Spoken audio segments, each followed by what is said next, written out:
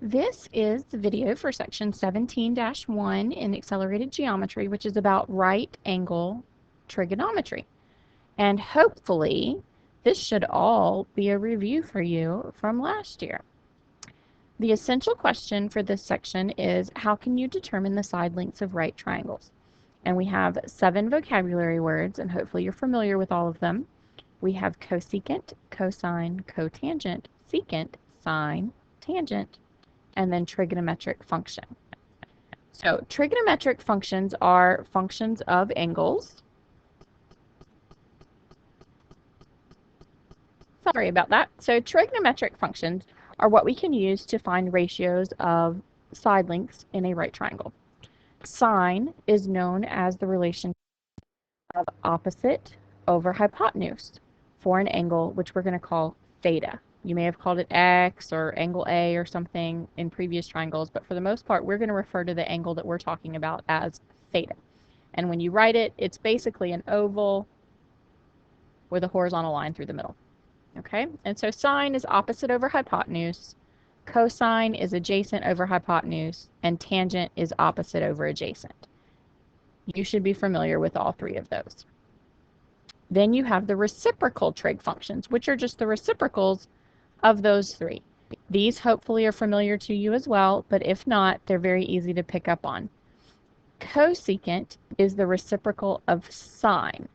So rather than being opposite over hypotenuse, it is hypotenuse over opposite. Secant is then the reciprocal of cosine. So rather than being adjacent over hypotenuse, it's simply hypotenuse over adjacent. And then cotangent is easy to remember. It's the reciprocal of tangent. The words are pretty similar there. So rather than opposite over adjacent, it is adjacent over opposite. Cosecant and secant, a lot of times students will get confused. They'll think that cosecant is the reciprocal of cosine and secant is the reciprocal of sine because they start with the same letters, but it's actually the exact opposite. The letter of the reciprocal goes with the opposite original trig function. So cosecant starts with C, but it matches up with S for sine. Secant starts with S, but matches up with C for cosine. So opposites attract. Remember that. Okay, so let's actually put those 6 trig functions to work. We're going to find the value for all 6 of those trig functions for this angle theta right here. Before I'm able to do that, though, I have to know the lengths of all 3 sides of this triangle because I need to know the opposite, the adjacent, and the hypotenuse lengths. So looking at this triangle right here, using theta as sort of my lens or my viewpoint, if I'm looking through theta, this is the opposite side, this is the adjacent side, and then this side, no matter where my theta is, this is the hypotenuse because the hypotenuse is always across from the 90-degree angle. I don't know the length of that hypotenuse though. So I'm going to have to find it, which hopefully you remember the Pythagorean theorem, a squared plus b squared equals c squared, and c is always your hypotenuse. So in this case, 70 squared plus 24 squared has to equal c squared. So 70 squared is 4,900. 24 squared is 576. So that adds up to 5,476, which thankfully is a perfect square. And so C is 74. So now that I know all 3 lengths, I'll find my 6 trig ratios, starting with sine. So sine of theta is going to be the opposite side over the hypotenuse. So that would be 70 over 74. And you always want to reduce or rationalize, if you have radicals, every single one of these ratios. So both of these are even. I can divide by 2, and that will reduce to 35 over 37. If you do not reduce on a test or a quiz, you will lose points. Let me say that right now so that everybody hears me. If you do not reduce on a test or a quiz, you will lose points. So sine of theta is 35 over 37. Cosine of theta is adjacent over hypotenuse, so that would be 24 over 74, which reduces to 12 over 37. And then we have tangent of theta, which is opposite over adjacent, 70 over 24, which reduces to 35 over 12. Once you find these three, finding the three reciprocals is easy because we just take them and you flip them over. So cosecant, since it's the reciprocal of sine, would be 37 over 35. Secant, since it's the reciprocal of cosine, would be 37 over 12. And then cotangent, since it's the reciprocal of tangent, would be 12 over 35. There you go. Pretty simple problem. Hopefully it felt familiar to you. Now the next thing that should feel familiar to you are special right triangles, 30, 60, 90, and 45, 45, 90 triangles. In a 30, 60, 90 triangle, looking from the 30-degree angle as our reference point, the side opposite the 30-degree angle, we'll say it has a length of 1. The hypotenuse is going to be twice that length. And then the longer leg, the one that's across from the 60-degree angle, is going to be the 30-degree leg times the square root of 3. So using those basic values of 1, 2, and square root of 3, we can figure out sine, cosine, and tangent, and the reciprocal functions for both 30 degrees and 60 degrees. So sine of 30 degrees would be 1/2. Cosine of 30 degrees is square root of 3 over 2. And tangent of 30 degrees would be 1 over the square root of 3, which rationalizes to square root of 3 over 3. And then you could find the three reciprocals from that as well. These ratios will work regardless of the actual side lengths in a 30, 60, 90 triangle, as long as it is a 30, 60, 90. Whatever your side lengths actually are, your sine, your cosine, and your tangent will always reduce to these values. The same thing for 60 degrees. Sine of 60 degrees will always reduce to square root of 3 over 2. Cosine of 60 degrees will always reduce to 1/2. And tangent of 60 degrees will always reduce to square root of 3 over 1 or square root of 3. You need to memorize those 6 values. And the same thing down here for 45 degrees. And you're going to learn when we come back from spring break why it is so vitally important for you to have these trig values for 30 degrees, 60 degrees, and 45 degrees memorized. So let's look at the 45-degree triangle. In a 45-degree triangle, the two legs are both the same length, so we'll just say that they have a length of 1. And then the hypotenuse is going to be the leg length times the square root of 2. So if we just use a basic 1, 1, square root of 2 combination, sine of 45 degrees is going to be 1 over square root of 2, which rationalizes to square root of 2 over 2. Cosine of 45 degrees is also 1 over square root of 2, which rationalizes to square root of 2 over 2. And then tangent of 45 degrees is 1 over 1, or just 1. Those 9 numbers are very, very important. I cannot say it enough. So let's use those values to help us solve for x in these pictures here. And I'm going to do number 2, and then you're going to do number 3. So in number 2 here, I have a 30-degree angle. I'm looking for x, and they gave me 74. 74 happens to be the hypotenuse. And x, if we're looking from the 30-degree angle, is the opposite side. So I know that the sine of my 30-degree angle would be opposite over hypotenuse, or x over 74. Now, from what we just looked at, I know that the sine of 30 degrees is 1/2. So I can use that fact to help me to solve for x here. So if I cross multiply that, I have 2x equals 74. So x would have to be 37 in this picture. Is that the only way you could have solved that problem? No, but it's how I could use trig values to help me solve that problem. So I want you to pause the video here for a minute, and I want you to see if you can come up with the length of x using trig for number 3.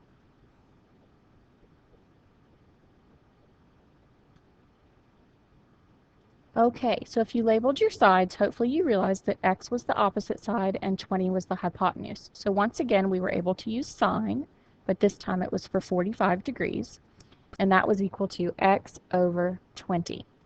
So from our table, the sine of 45 degrees is the square root of 2 over 2. So that would be equal to x over 20. Then I cross multiplied and got 20 times the square root of 2 equals 2x. Then you divide by 2, and so you get x equals 10 times the square root of 2. So that is the length of this side right here, which we now also know is the length of this side, since it's a 45, 45, 90. But that's just kind of extra information. Okay, another thing that we'll have to use our trig ratios for is to do actual word problems. So let's look at number 4 here. It says a skateboard ramp will have a height of 12 inches and the angle between the ramp and the ground will be 17 degrees. To the nearest inch, what will be the length L of the ramp? Okay, the first thing that I would absolutely do is draw myself a picture.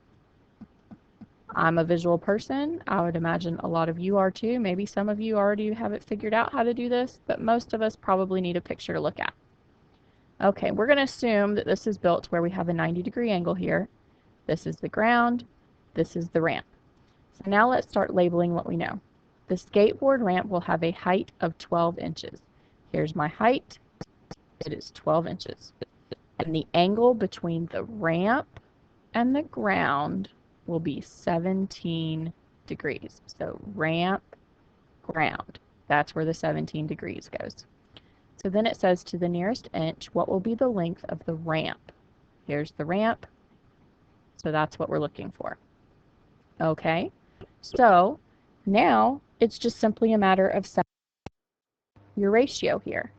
From the 17-degree angle, this side is opposite it, and this side is the hypotenuse. So once again, we will be using sine, but this time we're using sine of 17 degrees is equal to opposite over hypotenuse. So now we need to solve for L. To do that, I would multiply the L over here. So I would have L times the sine of 17 degrees equals 12. L equals 12 divided by the sine of 17 degrees. So that's the exact answer, but now we need to actually find what that length is, because if I was going to actually measure this board to cut it, I can't go measure 12 divided by the sine of 17 degrees on a yardstick. So on your calculator, and this may take a minute, mine's being kind of slow today. Here we go. First thing that you want to do, press the mode button on your calculator, because it is probably set in radians down here on this third line or fourth line, depending on your calculator. Make sure that it gets changed to degrees. Okay? So once you're in degrees, then just go back to your main screen. And our problem was to do 12 divided by the sine of 17 degrees. And so I get 41.04. So that tells me that the length of my ramp, so it's to the nearest inch, so that would be 41 inches.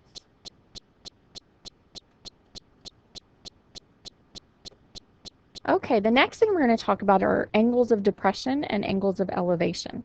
When an object is above or below another object, we talk about distances indirectly by using the angle of elevation or the angle of depression between those objects. When you're talking about the angle of depression, that means the angle coming down from the higher object that it makes with the horizontal. So it's actually kind of outside of your right triangle. If you were to draw a right triangle with the ground here, the angle of depression is the one up here. The angle of elevation goes from the lower object up to the higher object from a horizontal distance down here. Notice that these two dotted lines are both horizontals, so they're parallel. So if you remember anything from last year about parallel lines, this angle of depression and this angle of elevation are called alternate interior angles. So they're congruent. So if they tell you in a problem that you have a 32-degree angle of depression, that also means that you have a 32-degree angle of elevation. So that can be helpful when it comes to actually drawing your triangle. So let's look at problem number 5 here. This says a surveyor whose eye level is 6 feet above the ground measures the angle of elevation to the top of the highest hill on a roller coaster to be 60.7 degrees. If the surveyor is standing 120 feet from the hill's base, what is the height of the hill to the nearest foot? Okay, you're about to see my awesome artistic ability here. Here's my surveyor guy. And his eyes are 6 feet above the ground. So we'll just go ahead and say that that's to the top of his head. That is 6 feet. And from his eyes, he is measuring the angle of elevation, that would be going up from a horizontal line, to be 60.7 degrees to the top of the highest hill on the roller coaster. So I'm going to draw myself a little roller coaster. There's my roller coaster. And so we're looking, if the surveyor is standing 120 feet from the base of that hill. So let me draw, ooh, that should be a straight line, down to the ground. So he is standing 120 feet away from there. The question is, how tall is that hill? Well, we actually need to add this picture here, because this angle right here is 60.7 degrees. That does not mean that if I went down here to where his feet are and drew a line up to the top of the hill, that that would also be a 60.7 degree angle. In fact, it wouldn't be. So what I'm going to have to do here, so if I continue drawing in this horizontal, if this horizontal length is 120, so is this horizontal length of 120. And I know that to this point, that's his eye level. So this far is 6 feet. The question is, how much higher is it? So why don't we call that D? So basically our triangle now is just this top part. So if I can figure out this length D, all I have to do is add 6 feet to it, and that'll give me the total height of the roller coaster. So looking at this top triangle, I have my angle that's 60.7, I have 120 feet right here, and I have D. Looking from this angle, this is the opposite side, this is the adjacent side. So that would tell me that I need to use the tangent of that angle equals opposite over adjacent. So then I could multiply the 120 over here. And then you would just put that in your calculator, 120 times the tangent of 60.7. And to the nearest foot, I got 214 feet. But my roller coaster hill is that distance plus 6 more feet for the eye level of the man, remember? So the hill is a total of 220 feet tall. You like that one? That was a fun problem. I bet your picture doesn't look near as good as mine. So I want you to pause the video now, and I want you to give number 6 a try. It's not quite as tricky or as involved as number 5 was.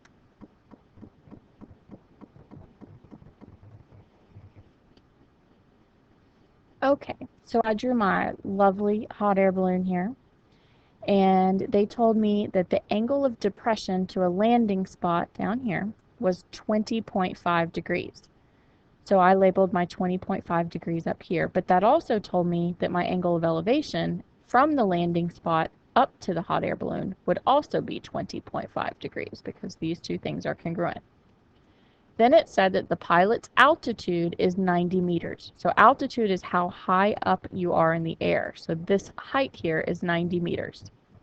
What is the horizontal distance between the balloon and the landing spot? So they wanted this length down here along the ground. So D. So looking from this green 20.5 degree angle, I would have opposite over adjacent, which told me to use tangent of 20.5 degrees equals 90 over D, which converts to D equals 90 divided by the tangent of 20.5 degrees. Divide that in your calculator, and so we figure out that the hot air balloon along the ground is 257 meters from the landing spot.